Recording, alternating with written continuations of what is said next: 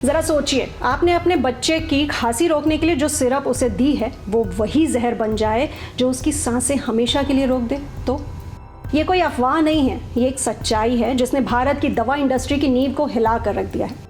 WHO की एक चेतावनी ने हर घर में डर का माहौल पैदा कर दिया है, क्योंकि अब सवाल सिर्फ दवा की क्वालिटी का नहीं, आपके बच्चे की जिंदगी का है। क्या आपने कभी सोचा है कि आपके घर में रखा एक सिरप आपके बच्चे के लिए मौत की बोतल बन सकता है? हम बात कर रहे हैं WHO की उस रिपोर्ट की जिसने भारत की फार्मा कंपनियों पर बड़ा सवाल उठा दिया है।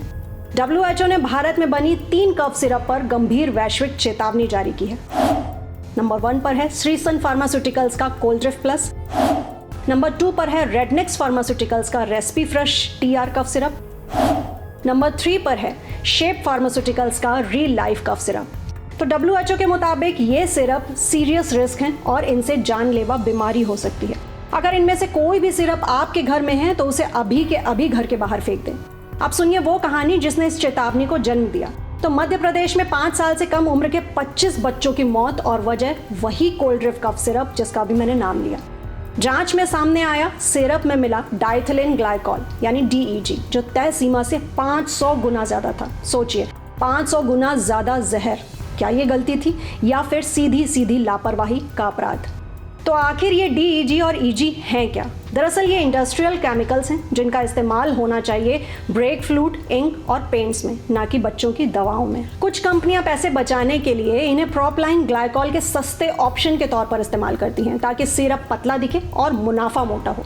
लेकिन नतीजा, ब्रेक फ्लूइड से बनी दवा बच्चों के पेट में पहुंच जाती है। इसका सीधा असर सबसे पहले उनके सेंट्रल नर्वस सिस्टम को नुकसान पहुंचाता है, फिर हार्ट फेलियर और आखिर में किडनी पूरी तरह से बंद।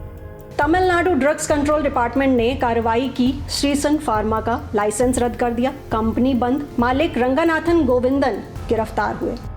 जांच में पता चला कि सिर्फ 2000 वर्ग फुट के एक लोहे के शेड में ये कंपनी 1 दशक से बिना किसी परमिशन के दवाइयां बना रही थी। अब सरकार ने जो एडवाइजरी जारी की है वो हर पेरेंट्स के लिए जानना बहुत जरूरी है। 2 साल से कम उम्र के बच्चों को कफ सिरप बिल्कुल ना दें।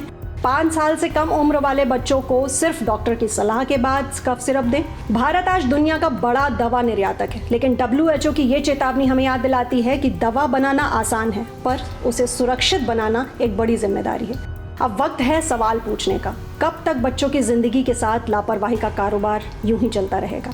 कब तक दवाओं के नाम पर जहर बिकता रहेगा? क्योंकि जब दवा ही मौत बन जाए तो सच्चाई सिर्फ डर नहीं, एक सिस्टमिक क्राइम बन जाती है। क्या कहना है आपका इस पर? शेयर करें अपने थॉट्स हमें नीचे कमेंट सेक्शन में, और साथ ही साथ ऐसे ही इन्फॉर्मेटिव एक्सप्लेनर्स के लिए सब्सक्राइब करें INX लाइव को।